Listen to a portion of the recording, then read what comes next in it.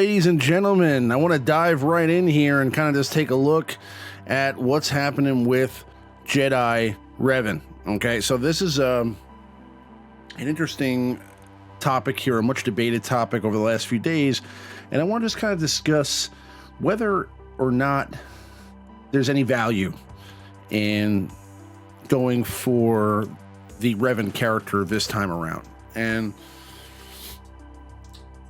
I have to start off by saying that cost-wise, I know that there's going to be a lot of people that agree with me. There's going to be a lot of people that disagree with me.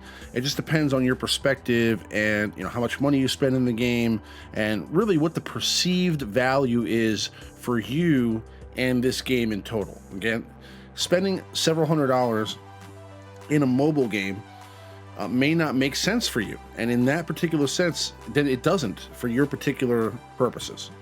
Everybody has a different outlook on that. Everybody has different hobbies. Some people spend money on, automobiles or, working on, arts and crafts or, whatever their hobbies are. And, the amount of money that they spend on those particular hobbies, you may look at as ludicrous as well, depending on how much they do it. I spend money on equipment for YouTube videos. So, some may say I spend too much money on some stuff for that. So it just depends on what you do and what you enjoy and what the perceived value is for you and this game. So I just wanted to kind of preface my feelings on it with that, because I'm going to go ahead and give you my thoughts on why I think that you're actually getting a decent value for leveling these characters up in comparison to some of the other purchases you can make in this game. Now, again, if you're somebody that doesn't spend money on this game, you're free to play, and it doesn't look like you're going to get close to getting Revan unless you're going to be shelling out several $100, and that doesn't jive with your personal income, it's going to set you back on your monthly payments, or it's going to set you back financially in any kind of way, then listen, there's lots of characters in this game, over 100 characters. There's lots of different factions you can get, and eventually this character will be obtainable for free. So I would say if that's the case and that's your particular situation, then absolutely hold off and don't spend a nickel.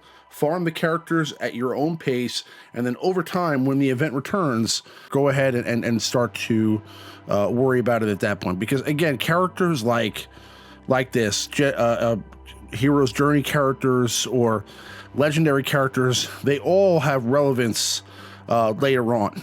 Almost every character that came through a legendary means, whether it be through a raid, a legendary event, a Hero's Journey, are still usable in this game. So, if you look at, Grandmaster Yoda just got a rework. He's still a usable character in this game. Raid Han is still a usable character in this game. The original Han. Chewie will probably still be a usable character in this game 2 years from now. Raid Jedi Training, CLS, Grand Admiral Thrawn, BB-8, R2-D2, all these characters are still viable characters in this game, and they always will be, because even if their kits they become kind of outdated, they will update them because of the importance of these characters. So even if you don't get Revan now, or in the next couple weeks, Revan will still be an important character 6 months from now, a year from now, 2 years from now.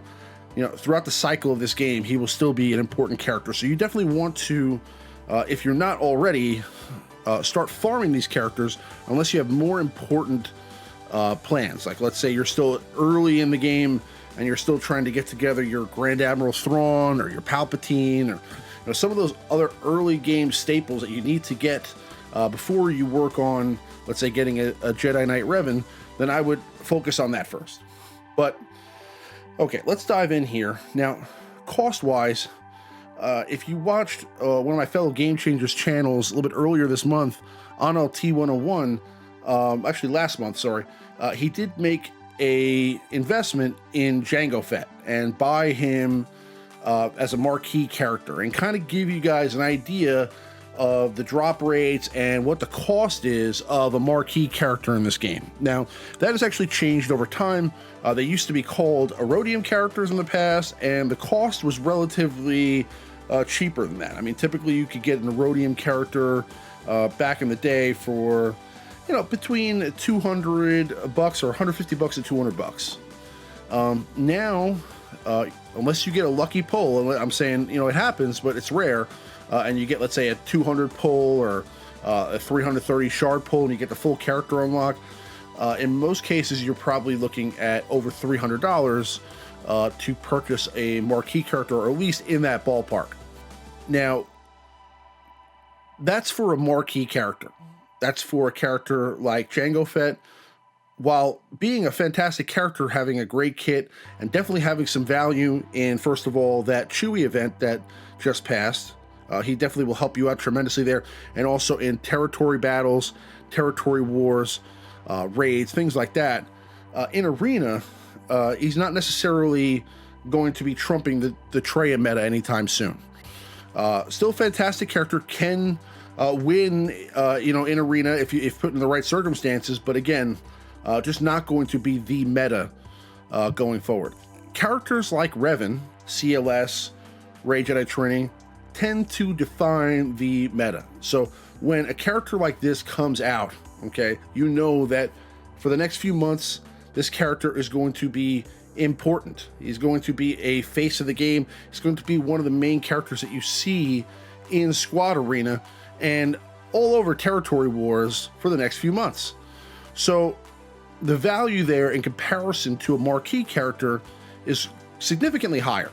Okay, now cost-wise, just to give you some perspective here on what I've spent so far to get to where I'm at with the characters that you see on screen at the moment, just to give you an idea, I've spent in total around $230 so far to get to where I'm at right here that you see. Okay, now I still have about 5,000 crystals left, and I think I'm going to get to the 7-star level here with Mission Vow and T3 in the next few days. I may end up buying that Mission Vow pack and getting the 50 shards just to kind of get a little bit of a boost, because I'm considering trying to get the character ready for an opening day launch live stream at 3 a.m. like I usually do. Again, for a legendary character, and for 5 characters in this game that I would consider to be nice characters, good value for a 5 that you need to get a legendary character, I think that this is better than we've seen in the past. And what I mean by that is that, for example, to get Grand Admiral Thrawn, while Ezra Bridger is a fantastic character, it's questionable to say whether Sabine, Zeb, Kanan, and Hera are really great characters. Now, they are tied to ships, so in that sense, there is a value there. But overall, I think you're getting a lot more value, and you're getting many more meta characters out of this 5 right here. Okay, so we already know that Bastila and Jolee have value in the Sith raid. Bastila is already a staple in Arena right now as we speak. So she's already one of the top Arena leaders at the moment. So you got value there. Jolee adds a lot of value in the raid with his ability to revive Jedi characters.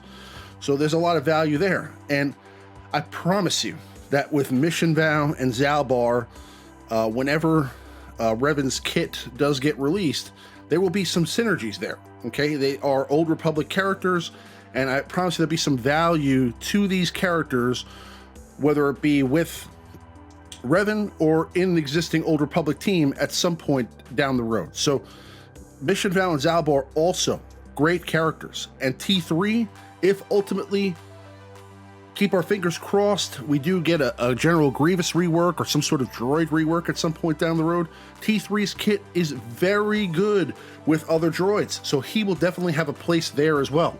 So I'm saying, as far as these 5 are concerned, you're getting 5 very good characters for $220 $25 or $250 and possibly a legendary character in addition to that. So 6 characters, 7 stars that are decent characters, very good characters. I think that overall, if I was going to ever make that $200 to $300 investment for characters in this game, which I haven't in a while, I've kind of been free to play for quite some time now. The last time I made an investment in a character was Mother Talzin. Prior to that, I also bought Darth Nihilus. But typically I've stayed away from the marquee characters unless it's a character that I'm absolutely in love with. And I've always said that if Revan ever came to the game, that I would make that investment, and I'm following suit. But what I'm saying is that for $250, I'm going to get Jedi Knight Revan and 5 fantastic characters that can help me in lots of areas of the game. So in comparison to, let's say, just buying Jango Fett last month for over $300, or spending $250 and getting 6 characters to 7 stars, I think that there's value there. Okay, and again, you have to determine whether this makes sense for you and whether you have that money in the first place. But if you were ever going to make that kind of investment, now bear in mind, for $300, you can buy a PlayStation 4, okay? You can buy an Xbox One, you can buy a Nintendo Switch, you can buy a lot of things for $300. So again, if it doesn't make sense, then I understand. But what I'm saying is, in comparison to other purchases in this game, the value is here. Okay, these are 5 great characters. They're going to be valuable when you have Revan. And on top of that, there is a 6th character that's probably going to be a meta-defining character for the foreseeable future that you're getting out of this deal as well. So in comparison to a marquee purchase, which would actually cost you a little bit more or maybe around the same, you're getting a lot more value out of making the purchase here. So that's just my thoughts on it. And again, everybody's particular scenario is different. I'm not going to claim that I'm rich by any means, but I have definitely spent a lot of money in this game. And typically I stay away from making big purchases for marquee characters. But when a good value comes around and a great character that I'm in love with comes around, and I feel like the purchase is necessary for me to get the enjoyment out of the game, then I will go ahead and make that investment. And this is one of those times where I felt like it made sense. And I think I'm going to get, for the money that I am spending in comparison to other purchases, a decent value, out of that purchase. So, you got to look at it in your own individual basis and see whether this, makes sense. Again, a lot of people are upset because they aren't necessarily going to get them this time, and I understand that frustration because in the past, we've never really dealt with a situation like this where there wasn't enough time to farm a character for free. Because if you made the correct planning, all that stuff, it was more difficult. Now, in this particular case, I also had a little bit of a head start, okay? I had already been farming Jolee and Bastila for the last couple months because I knew, I had a feeling anyway that this was coming at some point. I've been making videos about this and talking about it, and as soon as Zalbar and Mission Vow dropped, I started to farm them as well. So I had a little bit of a start because I was going all in on these Old Republic characters, but I just got Zalbar available a couple weeks ago. So what I decided to do is I decided to make a few purchases with those packs, the $6.99 packs, and I got some lucky drops with Zalbar. I was able to get him to 7 stars. I bought the pack for T3 for $15, and I still haven't touched the Jolee pack with Bastila or the Zalbar and Mission Vow pack, although I may cross that bridge over the next couple days because I want to get that 50 Mission Vow shards to kind of help speed up my process a little bit, and I'll take the Jolee shards and just kind of dump them in my shard shop. But again, that's the Zalbar shards, But again, that's where I'm at right now. It looks like I'm probably going to be able to get the character, and I'll probably be able to get him possibly the first night. So if I do get that taken care of and I am prepared, as soon as I am able to do it, I will make a live stream. But overall, if you are somebody who was looking for the right time to make an investment and you occasionally spend money and you're kind of in the same boat that I am, where you're, on the fence about it and you're trying to look for, a good value, and you're not somebody who typically buys all the marquee characters, but occasionally you will jump on a good deal, I think that this particular time, it makes sense. And again, everybody's going to be in a different state because it depends on where you were with farming Bastila and Jolee already, and how much more money you're going to have to spend. But where I was at with having pretty much a 5, almost 6-star Bastila and then having Jolie at about 5 stars as well. I had a little bit of a head start, so I was, again, not totally, almost done or anything with them. I still had to spend some money to get there, but I thought that getting some of those $6.99 packs to, get some shards to get them up there. And once I got, Jolie and Bastila and Zalbar close to 7 stars, I stopped and then just started farming them.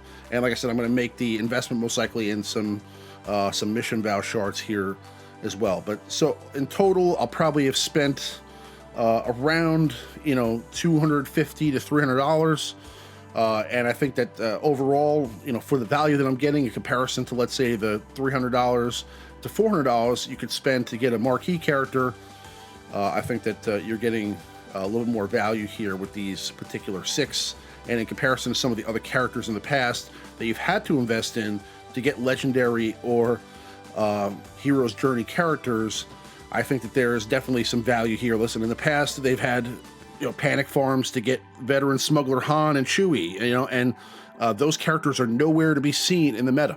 Okay, although they, they're not horrible characters, they're definitely not as viable as Jolie, Bastila, Zalbar, Mission Vow, and T3 might be when droids come back around. So, some food for thought. I hope you guys enjoyed the video. I hope you guys enjoyed my thoughts on it.